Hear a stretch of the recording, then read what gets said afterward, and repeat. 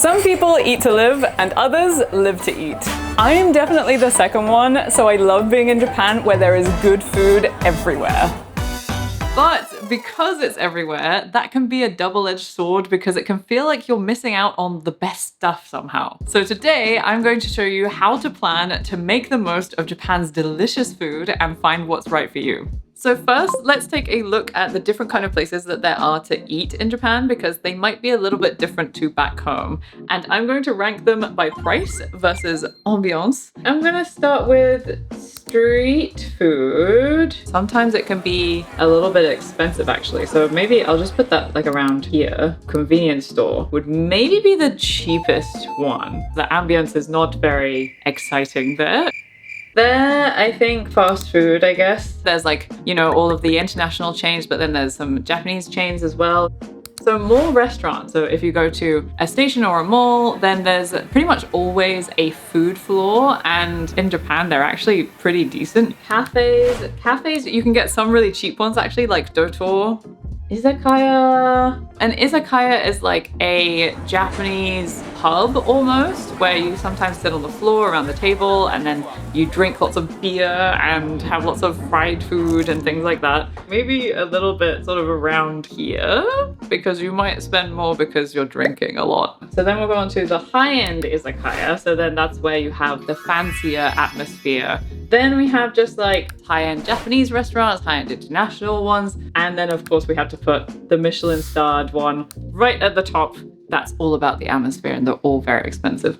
And a little tip, if you can't afford or can't get a reservation with Michelin, Bib Gourmand or Michelin recommendations are a good close second. These are very highly rated places that don't have a star, so often don't cost quite as much either. Of these, I would try to get a sprinkling of a few different types, and then instead of aiming to just try and eat everything, it's a good idea to maybe have a few specific dishes in mind to look out for, and then you can just eat everything in between. As for specific recommendations, obviously it's going to vary by your taste, but I would say to try the following. 1. Something Japanese that you've had in your country to compare and contrast, like ramen or sushi. 2. The dish your destination is famous for. Most cities and prefectures in Japan have a dish or multiple dishes they are famous for. 3. Something that looks good that you've never heard of. Outside of high-end restaurants, most places have pictures or even food replicas outside. So if you don't have allergies or restrictions, just point at something and try something new. Which is an important point. If you do have allergies or dietary restrictions, you've got to be pretty careful in Japan because meat, fish, and soy are in so many things. One easy way to find vegan and vegetarian options is to use Happy Cow. There are many more options in bigger cities, but sometimes there can be a surprising find in smaller towns too. One of the biggest things to keep in mind for dietary restrictions is the language barrier though. It's best to have a translation app ready to go, especially for severe allergies. You can also make a note of this phrase, food, アレルギーがあります. Then just look up the word for the food you are allergic to. For example, peanuts. ピーナッツアレルギーがあります. And whether you have allergies or not, it's also a good idea to factor in a meal or two that is something you're more used to. It's great to be trying new stuff all the time, but it can be kind of tiring, and there are some Japanese chefs doing great things with international food. Once you've decided where you want to go, it's time to get reserving. For certain more casual places, you can definitely just head straight there. And in fact, for the cheaper places, they often don't even take reservations, especially for lunch. In those cases though, popular spots may have a bit of a line out the door, so just be prepared to wait. And going back to the graph you made, which ones do you think need reservation? Well, convenience stores, fast food, street food, obviously no. Cafes, if they're very popular. Izakaya, in popular areas or on weekends they will. And then, well, anything high-end will always need a reservation. Sometimes you can get a reservation the day before, but depending on the popularity, you might need to reserve a week or more in advance. For the ones that do need a reservation, there are a lot of options these days. Going through Google Maps, you can often choose which service to reserve with, which is certainly the easiest if that's what you're used to. But if you're looking for a certain type of cuisine rather than a location, going straight to the reservation site itself can be better. The top ones in Japan are Tabelog, Gurunavi, Table Check, and Hot Pepper, and for fancier restaurants, Hitosara. Most of these are in Japanese. Gurunabi and Tabelog have automatic translations, and Hitosara has an English language version called Savor Japan. Table Check is good for English speakers, but doesn't have as much coverage. I also just wanted to mention that while Google Maps is good, often the higher ratings are from tourists rather than residents. People use ratings on Japanese sites like Tabelog a bit differently. 3 stars is good, 2 is bad, and 4 is really good. It's very rare to see 5 stars, so you can usually aim for about 3.4 or higher. Another option for some of the high-end restaurants is Pocket Concierge or Omakase. These can be a good option to find alternatives if you're bumping into the issue of high-end restaurants only taking phone reservations, for example. That's right, some restaurants will only take phone reservations and usually only in Japanese. You can often get around this by asking your hotel concierge to call them for you, but only if you have already checked in. And one last thing, you know how Japan's trains are always on time? You should aim to do the same. Most places will cancel your reservation if you're 15 minutes late or more, especially with no contact, and some places require a cancellation fee. Speaking of fees, a big part of planning is budget.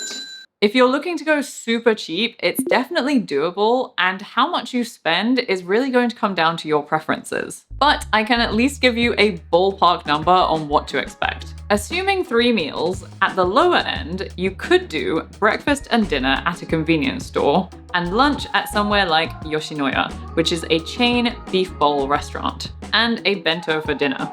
That would be about 1,500 yen for the day.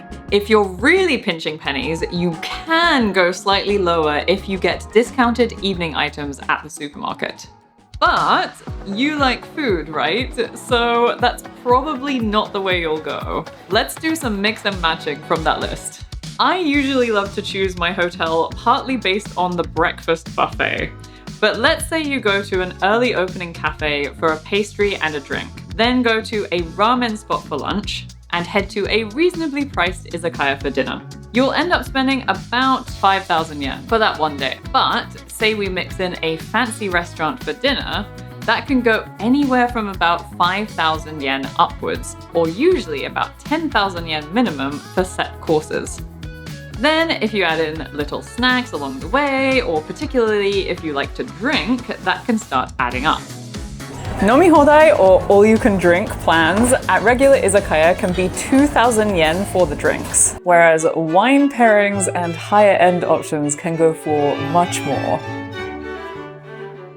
At the other end of the spectrum, let's say you have a fancy breakfast buffet, go to a nice sushi place for lunch, and then go to a Michelin-starred place and have a few rounds of sake, you're probably looking at about 50,000 yen minimum per person per day. So while you could do about 1,500 yen per day if you're pretty careful, if you're looking for luxury, you can also get up to 50,000 yen and higher.